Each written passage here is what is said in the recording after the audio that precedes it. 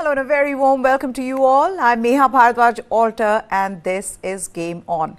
After the India-Pakistan game was washed out, it's game number 2 for India as they take on Nepal in Wicketkeeper in what could be another rain-affected match. There's more than 50% chance of rain during the match, but that keeps changing as we've seen in the last game where the percentage was 90 and we still got at least half the match. So what can we expect today? Chetan Nirula, Jamie Alter are here with us on the show. The pitch, guys, was quite challenging in the last game and the Pakistan pace attack, of course, relentless. What are you expecting today in those overcast conditions? Chetan? Hi, Meha. Well, it was a bit of a disappointment for the Indian top order on Saturday, considering how Nepal bowled Pakistan in Multan, which was very, very different from what Wicketkeeper is.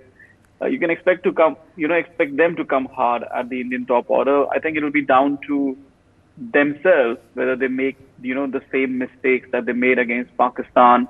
3 of the top 4 got out playing on, inside edge, getting onto the stumps. Shreyas Iyer looked good, but again pulled a short delivery straight to the fielder. So all of those can be attributed to, kind of a poor shot selection. So, it just depends on the Indian top order cutting down on their mistakes. Nepal, obviously, not the best bowling attack out there, but needs to be respected given the conditions. I mean, obviously, if they are bowling first, might use the overcast conditions to good effect. So, all in all, will come down to how the Indian top order can cut down their mistakes, because this is a top order that really needs runs. That's right. Jamie, what's the approach do you think India are going to take against Nepal? Look, just given the dominant manner that Pakistan started their campaign against Nepal, I would expect and assume and hope that India does not do anything different, right? That is, if you bat first, you need to score no less than 350. If Pakistan can get 342, I know different conditions, rain about, you need to think nothing less than 350. And if Pakistan won by 248 odd runs, I would expect India to also do a similar result. If you're chasing, no matter what the target is, you want to win by 10 wickets or you want to win by 9 wickets. It has to be that straightforward. I know easier said than done, but you do not want to be limping into the Super 4. If this match is washed out, of course, you can't do anything about that. But you do not want to be limping in there with 2 points from 2 washouts, right? Remove the rain, whatever it is, whatever overs are possible, go out there. No more tentative, no more Virat Kohli playing with an angled bat and chopping on Sompal, Kami, or KC Karan, right? You need to smash Nepal. I'm not being disrespectful. If Pakistan won by 238, then by all God's power, I need you to win by 238 runs as well, right? This is not the time to be winning by 35 runs for 4 wickets. You need to win by the biggest margin possible to make a statement. Pakistan made a statement. Babar Azam got 50. God damn, I want Rohit Sharma to get 152. This is not the time. All the hours we've spent discussing these problems, you need to make a statement. You're going to win. It's Nepal. You're going to beat the number. You're number 3. You're playing 15. Logic dictates, status dictates, history dictates that you're going to beat Nepal, but you need to beat them by a massive margin to put the trolls, to put the critics, to put everyone who's at your back, to silence people. Nothing less than a 200 or a 9-wicket win, in my book, is acceptable. Okay, so it's not just about winning in this game, it's about winning in an emphatic manner, winning with putting a statement out saying we're the team to beat in this Asia Cup. Okay, let's set this game up for you guys. Then a washout in Wicketkeeper on Saturday gave both teams 1 point each and put Pakistan into the Super 4s, which now leaves India needing to beat Nepal in today's match to join them. While an Indian loss to the 15th ranked Nepal is not a result many will expect, Rohit Sharma's team will look to win handsomely to enter the second round on a dominant note, much like how the number 1 ranked team, Pakistan, beat Nepal in the tournament opener. Now, while a heavy threat of rain hovers over today's match as well, India can enter the Super 4 stage with 1 point from a washout. But that is not something the management will be thinking of. The manner in which the top order fell apart against Shaheen Afridi and Haris Rauf on Saturday is a major worry. Chetan was also just talking about that. Given that India could play Pakistan twice more in the tournament before that massive World Cup clash on the 13th of October. So runs for skipper Rohit Sharma, Shubman Gill and Virat Kohli is a must. The washout against Pakistan also denied the Indian bowlers a crack on that surface. So with Jasprit Bumrah having flown home for the birth of his first child, and we'd also like to congratulate the couple. They've been blessed with a baby boy. But India, in his absence, will look to bring in between Mohammad Shami and Prasidh Krishna, one of them, for today's game. Who will it be? We'll tell you as we're building up to this game. A valid point there, Chetan by Jamie, saying that ek hota hai, jeetna hai, ek hota hai, अच्छे से harana. And after what Pakistan have done, after how good Pakistan have looked in this tournament, right? I mean, even in that game that was washed out, Pakistan really troubled India. So today's match is about making that statement for India as well. Well, first of all, I mean, Jamie's still charged up since Saturday. You know, the rain really didn't satiate his appetite for the game against Pakistan. So he's bringing it all out today against poor old Nepal.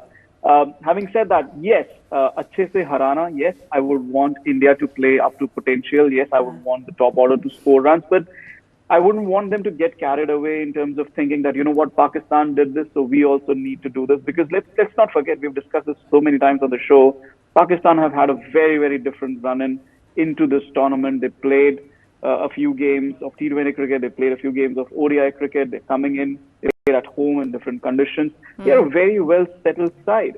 India, on the other hand, they had trouble beating West Indies in West Indies, even with the B side. Even when Rohit Sharma and Virat Kohli played the first ODI, they had all sorts of trouble. This Indian team is absolutely looking out of sorts. So yes, as much as I want them to beat or thrash Nepal handsomely and compare with what Pakistan have done, for me, I think they are still yet to take the first step towards the World Cup, first proper step towards the World Cup. So for me, this is still that particular game where you win with a decent enough margin. But for me, it's more important that India, Team India, looks like Team India rather than, you know, trying to compare with Pakistan. Tick all the boxes, get the runs, get the wickets, just get a good, comfortable win in, even if it's not like, you know what, a 150-run win, just a comfortable run win. Don't make it too close. So that's my wish for today. Okay, now for Nepal, this is a huge moment. They are playing India in an ODI for the very first time. Their captain, Rohit Paudel, this is what he has to say about that moment, about how, you know, they're all excited. Let's put that quote up. Because we may think of beating Nepal, you know, with that statement win. But for them, it is a big moment. We're all very excited, especially playing against India. We didn't get such opportunities often. We made plans to tackle them, and hopefully we will execute them tomorrow. On the field, it will be a game that both of us will be wanting to win. After that, it will be a fanboy moment where the game closes and we get an opportunity to talk with the senior players from India and learn from them. Virat is an inspiration for all of us, not only for his work ethic, but also his discipline on and off the field.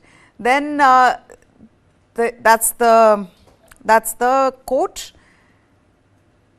where they're talking about how excited they are and how they're waiting for, in fact, the moment after the match when they get to meet them.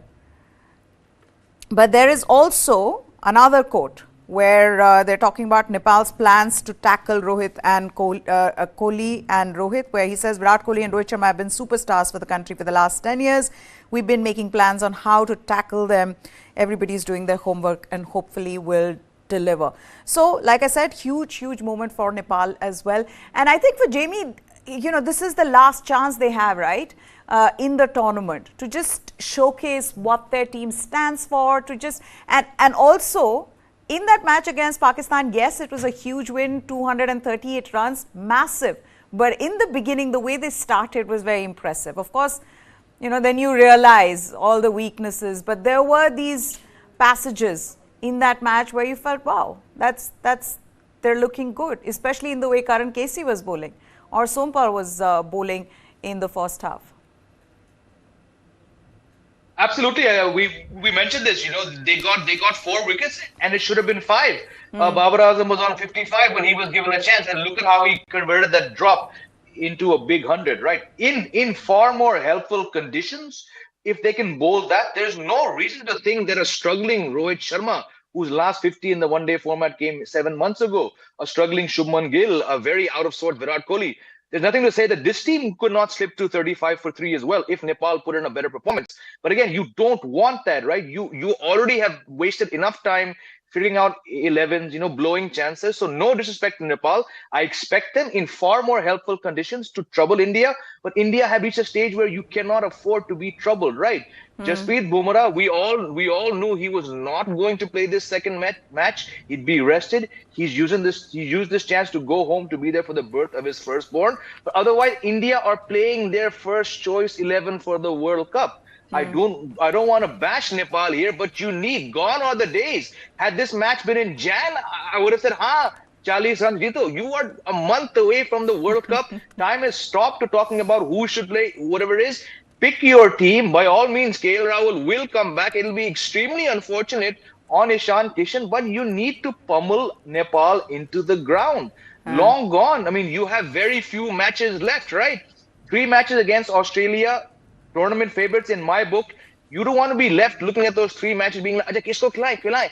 Pick your best team and absolutely go out there and smash. We're attaching this importance to this match because it's India, hosts, ranked number 3. 3 has to beat 15, no matter what Nepal comes at them.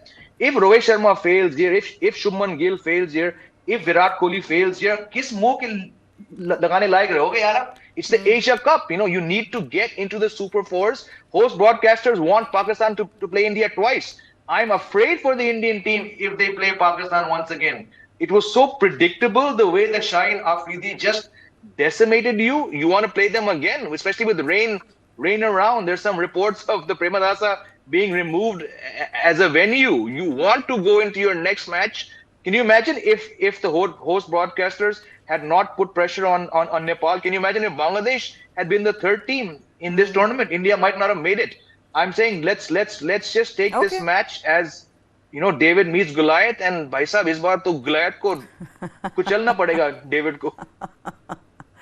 Valid. That's a valid point. But what, Jamie, I think we've got to look at it slightly positively as well, because I think going into I am looking at it very positively. Yeah. You have to smash this team. I get that, but even against Pakistan, from being 66 for 4 to 204 for 5, you've got to give it to India in the way they recovered, especially because the person who was doing it, Chetan, was somebody who was thrown in the deep end against what is possibly the best attack in this format, right? At a time you're coming in, you've already seen, stumps flying around, Shaheen Afridi in those overcast conditions on challenging pitch. Ishan Kishan has got to be credited for what he's been doing in the last couple of months, really. And specifically the way he's played in the West Indies. He's done everything. I mean, what more does Ishan Kishan need to do to become India's first choice keeper? Well, first of all, Meha, I think Rohit Sharma would be very happy because he's been telling us that, anybody can bat anywhere. And we have been not ridiculing, but questioning the logic behind that and trying to figure out if, that is actually going to be put into use, that particular theory. And who else than Ishan Kishan, the man in form, the one who's scoring runs across all surfaces, across all bowling attacks. And, he was the perfect candidate. Even in the preview to the tournament, we said Ishan Kishan has to move down the order, number 5 or number 6. And he has to move down the order. And this is the time, if somebody has to put their hand up and prove Rohit Sharma's theory, it has to be Ishan Kishan. And what a way to put his hand up. Some of the shots that he played when he started his innings, it looked like he was being over-aggressive, but that's just the kind of batting that he does. It's very different from Sanju Samson. It's not like he wants to keep hitting sixes, but he's taking on the bowling, but knows when to settle down, when to carry on the innings. Perhaps needs to bat a little longer, get those hundreds. I thought he was a little impatient between 50 and 65, but what a knock.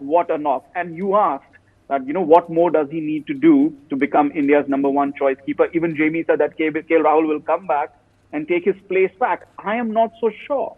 He's a wicketkeeper. He's a decent wicketkeeper. He scored runs. He's the only one actually who's scoring runs in the top 5. And most importantly, he's a left-hander. He gives you that different line of attack, gets you, he can float at number 4, 5, 6. Rahul Dravid has been looking for a left-hander for that middle order for the last 2, 3 months. Ishan Kishan has probably ticked all the boxes. To me, even if KL Rahul is fit in an important game in this Asia Cup, I don't see him coming back immediately into the playing 11. Can I tell you, I doubt it. I think KL Rahul will be drafted right back in. We'll talk about that as and when that happens. Jamie, let me talk about Ishan Kishan just a bit, and then you take over from there. Sure. And an unexpected hero emerged for India on Saturday from a scoreline of 66 for 4. And with Pakistan's trio of fast bowlers breathing fire in damp conditions, Ishan Kishan got his chance in the Asia Cup because of KL Rahul's injury and slotted in ahead of Hardik Pandya at number 5. He took on the opposition with some bold strokes. The only left-hander, as Chetan was just talking to, in the top 6, Ishan Kishan hit 9 fours and a couple of sixes in his 82 of 81 balls while putting on 138 with his vice-captain Hardik Pandya. A partnership that allowed India to add 200 to what was a precarious scoreline. Has this innings then made Ishan Kishan undroppable, or will Team India drop him for Rahul the moment the latter is past fit to keep wickets and bat? Now, from what we are hearing, the reports are suggesting that KL Rahul is fit. He is going to be part of that World Cup squad. In fact, there is also this report that says that Sanju Samson will miss out, which I think would have satisfied Chetan Narula a little bit more because he's been talking about it for some time now. He does not deserve to be in that squad. But we're not going to talk about the World Cup squad, Jamie, just yet. We'll wait for the official announcement. Having said that, what do you think of what Chetan just said about Ishan Kishan? Has he cemented his place in the playing 11 of the World Cup squad or the Asia Cup? Let's talk about the Asia Cup now. Is he going to play all the matches, or do you think as soon as KL Rahul comes back, they're going to just put him in? So, exactly. Across platforms, I've been saying since the month of January that KL Rahul should not keep wickets. This was before KL Rahul got injured. To my mind, even pre-injury, he was not a secure enough option for a World Cup. From the perspective that India have not won the World Cup for 11, you want your best keeping option, not keeper batsman. Understand the difference. Your keeper first, then batsman. But like discussed in the last 9 months, under Rahul Dravid, teams have always put a batter first who can keep, not a keeper who can bat. So pre-Rahul, I'm going to reiterate my fact, I always wanted someone whose core skill was keeping, then batting, which to my mind, KL Rahul is not. Right. Now, yes. Ishan Kishan scored 3 consecutive 50s in the West Indies, backed by 82 of 81. By every invisible criteria, he should play not this match, he should play every single World Cup match and go into the World Cup as India's #1 keeper batsman. Adding in the fact that, yes, he's a lefty, but given the shenanigans that is the management called Rahul Dravid, Rohit Sharma and everyone, we all know the red carpet is going to be rolled out to KL Rahul. I'm against that. I've always said KL Rahul should play as a batsman based on stats. So I'm not going to change my stance. Every single reason you look at it, Ishan Kishan has done more than enough to become India's #1 keeper. But unfortunately, we know the status that a man called KL Rahul, for wrong reasons, occupies in this Indian team. While I'm on the same page, I think Ishan has done enough. I've been saying that he doesn't fit in a number 5 slot, but that innings of 82 of 81 in a pressure situation along with Pandya has showed that if you score those runs, where once again Virat Kohli and Rohit Sharma failed, by every means, Ishan Kishan should keep wicket. But logically, we know what's going to happen. KL Rahul is going to be rolled out that proverbial red carpet and will have no option but to just suck it up and accept it, as wrong as it is. Okay, now someone's just asked us, Shamshara has just asked us on in the chat about a weather update. All I could find for you right now is a reporter from Sports Star who's put in a picture here, and it seems like it's bright and sunny. So as of now, it looks like the start's going to be on time. So that is one good news. at the moment. But there is, of course, prediction of rain around 60% during the match. Okay, we've already spoken about Rohit Paudel and Nepal's moment and how big an occasion this is for them. Let's also talk about India's top three now. The big guys that these Nepal players want to meet. What have they been doing? And how big a problem is this? Because now what seems to be happening is that narrative that we all have in our minds, you know, fans, journalists, former cricketers of, oh, Rohit Sharma is going to be troubled by Shaheen Shah Afridi and will get out. It's almost like that narrative just comes true every time. So this is what Sunil Gavaskar has had to say about the form of India's top three. And he has said that there is no big issue in that. So let's put that. He says, I don't think there's any huge concern. You look at their records. How long should you look at that record? I'm just adding that bit. But he said, Virat has scored more than 11,000 runs. Rohit has scored more than 9,000 runs. And Shubman Gill has shown shades of what he is capable of too. If even after big players like Virat and Rohit fail, we have a responsible number 5 and number 6 who can take us to 260 odd. We don't need to worry. These things will happen in cricket. There will be days when the bowlers are just too good. How much of this is about brilliant bowling from Pakistan, relentless bowling from Pakistan, and how much of it is about Indian top order just going into a shell, not knowing what to do, go back on the back, be on the back foot, not know what to do, because that's what we saw with Rohit Sharma, with Virat Kohli, as well as with Shubman Gill, this uncertainty around Pakistan bowling. What should they be doing? How big a problem is that going into the next match that they'll play, possibly against Pakistan, and also with that World Cup next month? Chetan? I'm surprised, Mr. Gavaskar, all due respect. I mean, I really respect him and everything, but I'm surprised that he said that, you know, it's not a big problem. It is. It is a huge problem. Anybody and everybody who has a left-arm pacer who can swing the ball both ways will be lining them up against this Indian top order. 2019, 2021, even now, Shaheen Afridi in between Mitchell Starc. I mean, it's a pattern. And it's a pattern, it doesn't change. And I have explained it previously on some of the show, and I'll explain it today. Why it doesn't change? A, because all top 4 of our batsmen have this problem against the incoming ball. They are right-handers. So they have this problem against the incoming ball from the left-arm seamer. Why can't they get over it? A, because they don't spend sufficient time improving it. Where they can improve it is domestic cricket. They don't play domestic cricket enough. There is no time for them to play domestic cricket enough. So the only place left is to do it in the net sessions. But what happens in the net sessions? Do they have bowlers of the quality of Shaheen Shah Afridi bowling in the net? No, they don't. They are either taking throwdown from a left arm, you know, throwdown specialist, but then he's not going to move the ball. In a throwdown, you can only land the ball at a particular pace, at a particular spot. It's not moving. There's no wrist position or anything, so the ball doesn't move in the net. Then you can have the likes of Arshdeep Singh or Unadkat. Are they of the quality of Shaheen Shah Afridi? I can tell you for a fact, Arshdeep Singh doesn't even mind his no balls during net practice sessions, which we can see on the field. So this is the reason. They don't have time to iron this out in domestic cricket. In the net sessions, they don't have the quality of Shaheen Shah Afridi. And the result is there in front of you. It is a major concern. It is a very major concern. India is playing New Zealand in Dharamshala. The day I saw that fixture and I was like, oh my God, Trent Bolt in Dharamshala in October.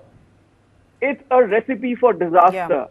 And there's just no way. The only solution was to have Ishan Kishan opening the innings, perhaps introduce a left-hander, but then that spoils so many balancing equations in the Indian batting lineup. So I'm really surprised when Mr. Gavaskar says that, you know, it's not a problem. It is a problem. And again, I'm not saying that they can't comprehend somebody like a Shaheen Shah Afridi.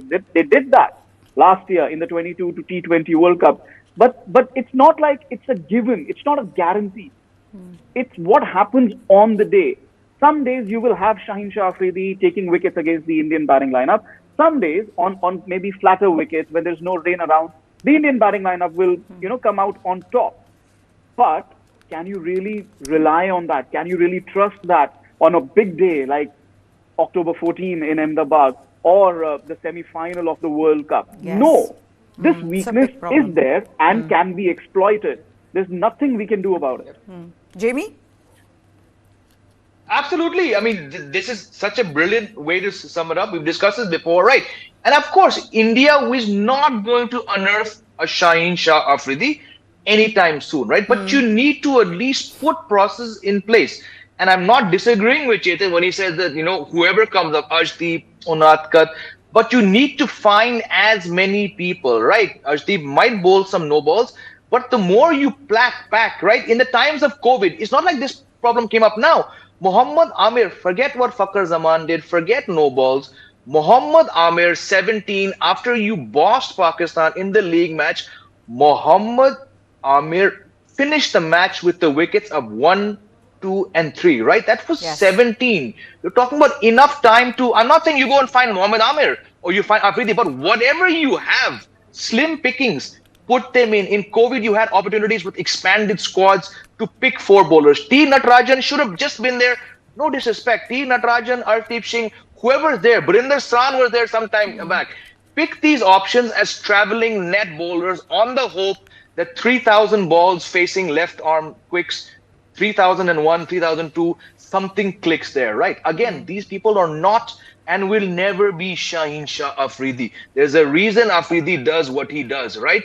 But the more you play these guys day in, day out, the more at least the hope springs that your technique will improve. 2019, we all knew Trent Bolt is going to be the biggest surprise. Matt Henry shocked you? Maybe you can plan for those things, but Virat Kohli, 2 away, 1 in, we cannot be seeing this again. And like Chetan said, we saw it in 21, we saw it in 22, we saw it 3 days ago.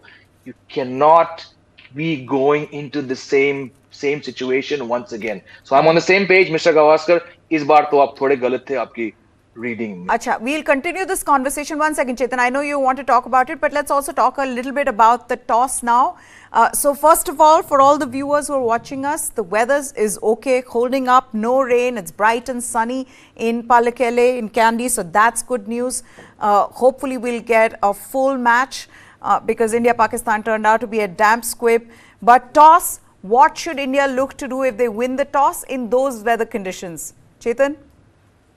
Bat first, no doubt in my mind. Bat first, because it's again the West Indies situation. If you roll them out for 150, your entire batting lineup will not get those, those overs under their belt. Right now, this Indian batting lineup needs overs under its belt. Win the toss, just navigate through the first 10, 15 overs, bat out those 50 overs.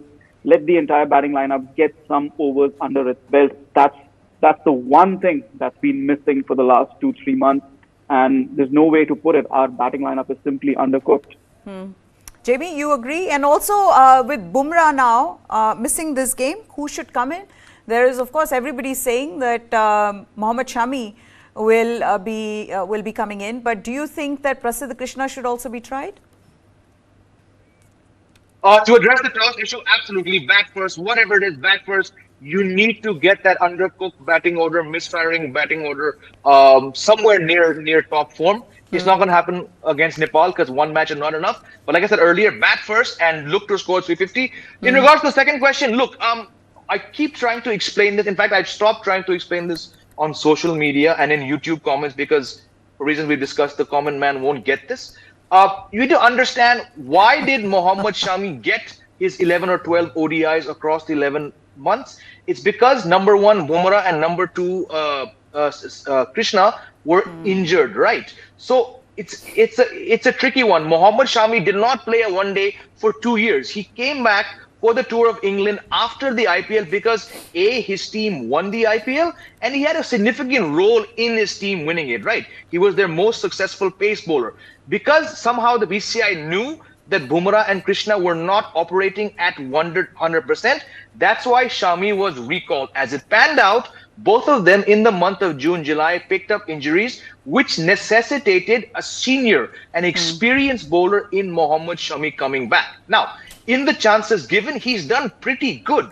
But if you look at it historically, and that word does sound strange for 1 year, Prasidh Krishna was a regular player, 25 one-day wickets in 14 matches. So, Kaide say, to my book, Prasidh Krishna should play. But it's because Rahul Dravid and Rohit Sharma value experience, value seniority. I think they're going to look at the 11 one-day matches that Mohammad Shami played, albeit as a replacement player, and bring Mohammad Shami in for today's match. That's my reading of it. Okay, so Prasidh Krishna overall in his career, 14 matches, 25 wickets, average of 23. Like you've been saying, he's been brilliant in this format. Shami in this year has played 8 matches, taken 10 wickets at an average of 30. But you're also right that they've been keeping him for the shorter format, for Test cricket, and maybe ODI hasn't been something that they've put him in, in terms of the kind of players that they want, the bowlers that they want. But I'm also trying to get the toss because it's 2:31. So as soon as that happens, we'll let you know. The pitch report from host broadcaster. This is Sanjay Manjrekar and Matthew Hayden. They're giving the pitch report. It's the same pitch, by the way, that was where India played Pakistan. The pitch looks really flat, and I've got the playing 11, and let's see. Shami. Yep. Mohammad Shami coming in. India they won the toss and they've opted to field, Chetan. They're not undercooked. They don't think so. Chetan, तभी हम लोग यहाँ बैठे हैं और team select नहीं कर रहे. अच्छा, अब now the playing 11, let me tell you that Rohit Sharma, Shubman Gill, Virat Kohli, Shreyas Iyer, Ishan Kishan, Hardik Pandya, Ravindra Jadeja. They've stuck with Shardul Thakur, Kuldeep Yadav, Mohammad Shami and Mohammad Siraj. That's the team along expected lines. That's what you'd expected that the team would be. Chetan, but bowling, is that because they just want to, they batted in the last game. Now let's give our bowlers an opportunity to just get some overs under the belt? Precisely that. I would say that would be the thought process, knowing this team management. But I just don't understand this. Like I said, the Indian team needs those overs under their belt. It's a free game. India is going through, unless they lose the game, they're going through. Even if it's rained off, India is going through. And even if they win the game, it's not like the ranking is going to change. They are going to stay A2. It's that they are not going to be A1 in the group. It's pre-decided based on the results of the previous tournament. So I'm not sure what's to gain from bowling. Again, if they're thinking, okay, Nepal will score 200, 250, 275, and our batting will be tested.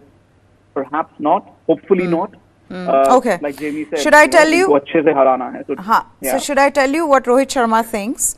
So first of all, for all our viewers, India won the toss. They've opted to field. There's only one change from the 11 from Pakistan game, and that is Mohammad Shami has come in place of Jasprit Bumrah. Now this is what Rohit Sharma has to say. At the toss, he says, we're going to bowl first. No particular reason. We batted in the last game. We want to see what our bowlers have an offer for us. I don't know about the weather. We just want to have the bowlers to have a game under the belt. The way we batted under pressure, Hardik and Ishan batted brilliantly. Ishan showed a lot of maturity and took the game on as well. Good signs for us. It's another important game for us. One change, Bumrah is not available. We've got Shami in place of him. So clearly, there's not much thought that's gone into it. It's because they want to give their bowlers a game under the belt. Yes. Don't look so shocked. This is completely... The thought is there's nothing wrong with the batting.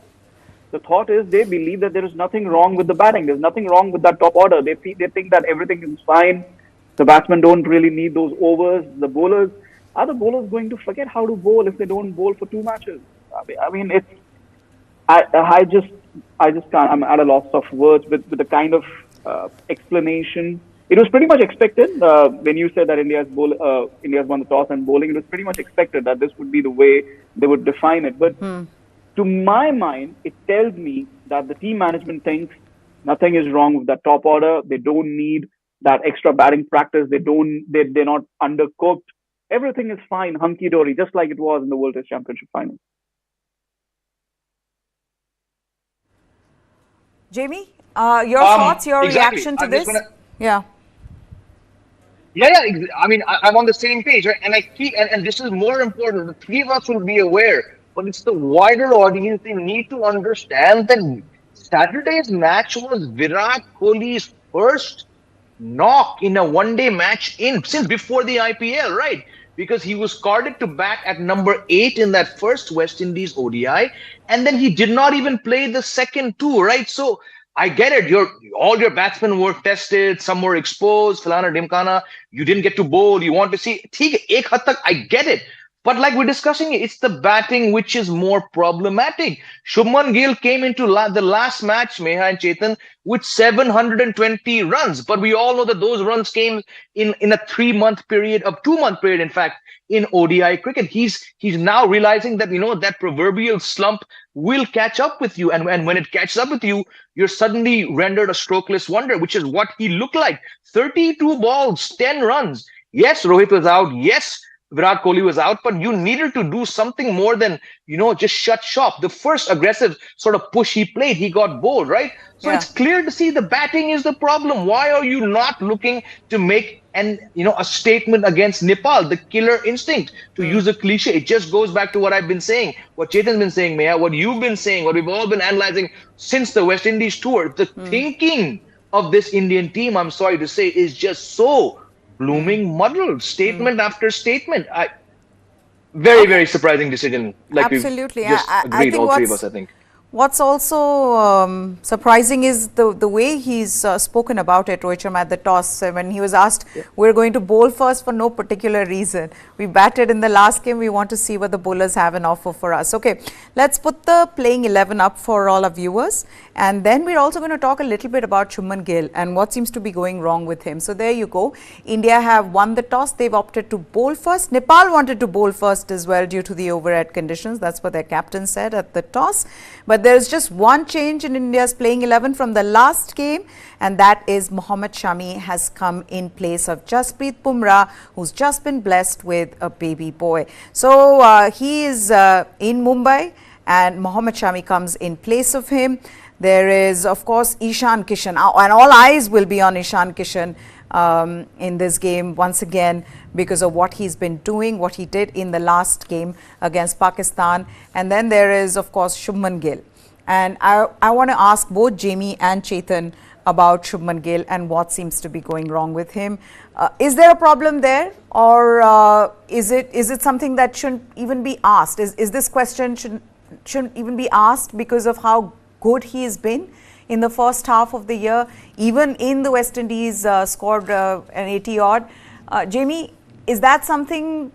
Because a lot of people are like, hey, why are you talking about him? I mean, it's just 4 games where he's failed. Otherwise, he's been scoring runs.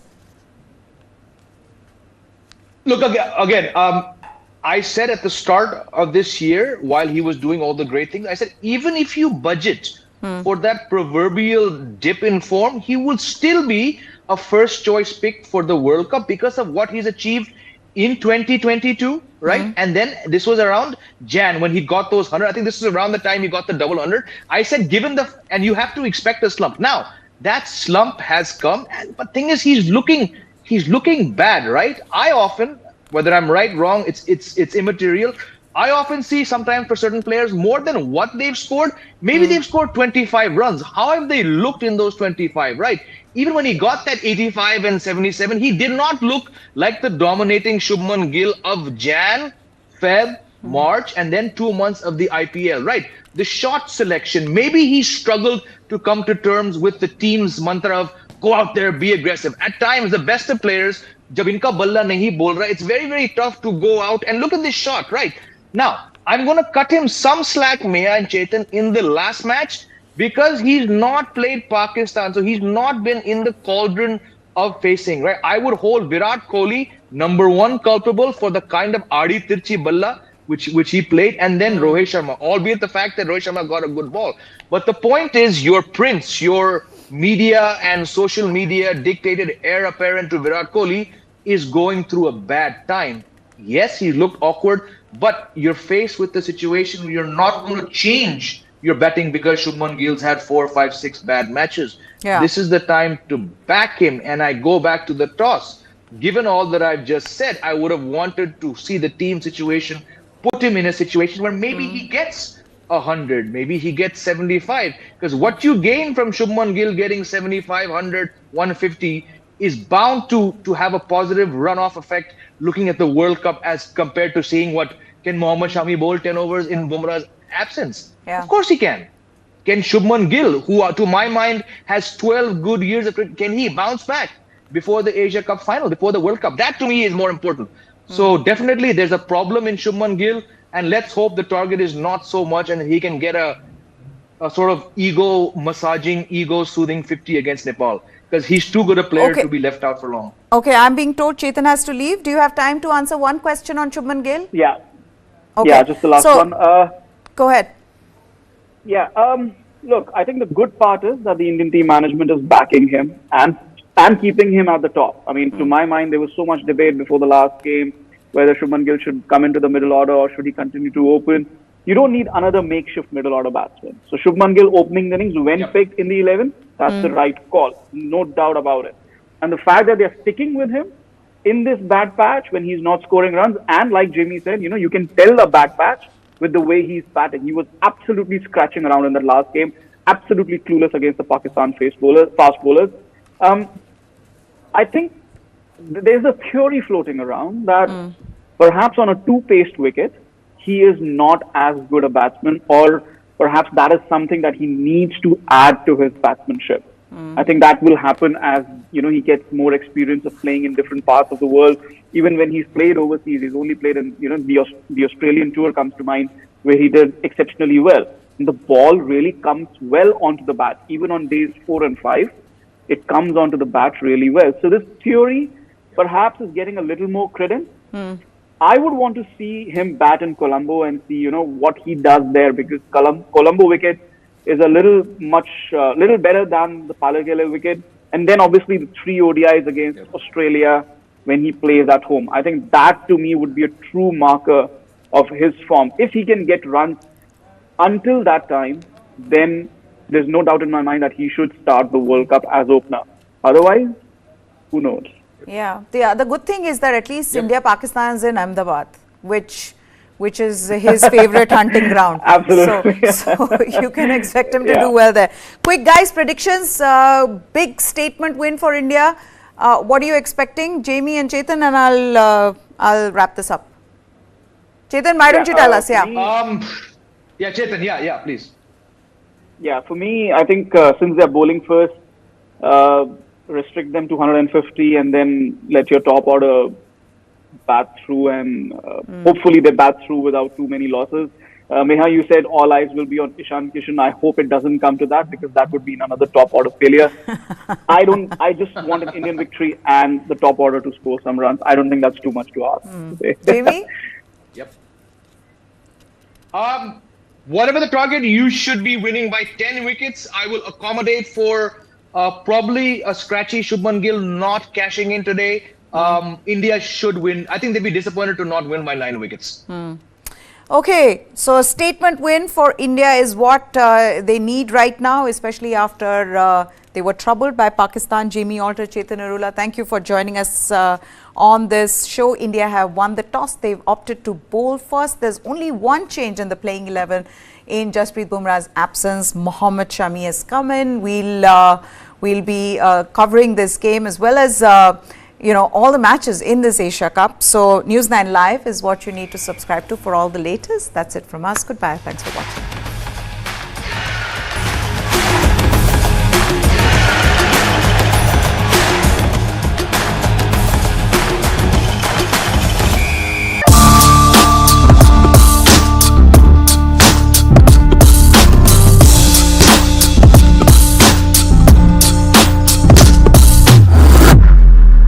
Engineering कर रहे हैं, जो कि सभी लोग कर रहे हैं. Coaching is now starting from grade 3, 4, 5, 6. होता जाने वाली बीच राह में आधे टेस्ट देके हैं सिलेक्शन की चाह में.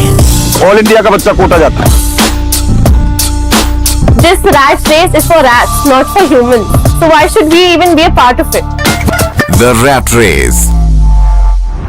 This and more streaming on world's first news OTT, News 9 Plus. Download now. China won't let us rest easy on our borders, but they will keep flooding our markets. What does Xi Jinping really want? I think he wants the Indian market, no doubt about it. It's really a matter of showing their dominance. India's great Chinese conundrum. Nobody can contain it. Not the United States, not China, not anybody else. Frenemies. Streaming now. Imagine an airline going down. This is not just a Go Air or an Indigo or even Air India issue. This is a global aviation issue. Flight tickets are going as high as 2x, 3x, 4x, 5x. How I see it is that I see some bit of capital infusion probably coming in. Some bit of bailouts probably. Where we are today, I think it's not just bumpy, but the turbulence is severe.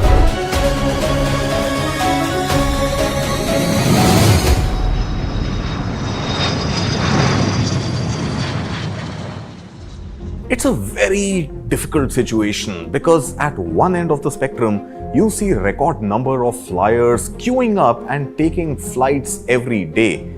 But at the same time, customers are paying through their noses. Inflation in India is in the range of about 5.2%. Prices of air tickets are not going up by 5%, 10%, 20%, 30%. Flight tickets are going as high as 2x, 3x, 4x, 5x.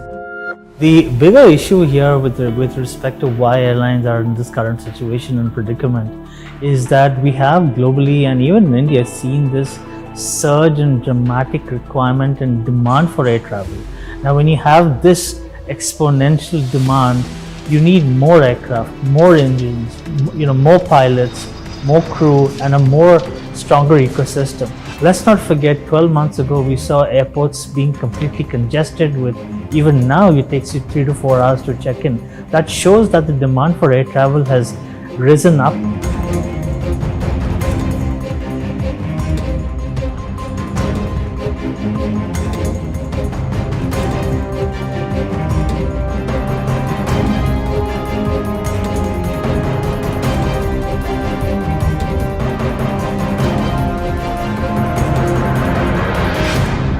A lot of this leads to everybody forcing something in the market, forcing an aircraft, forcing a product, forcing a service, forcing a software.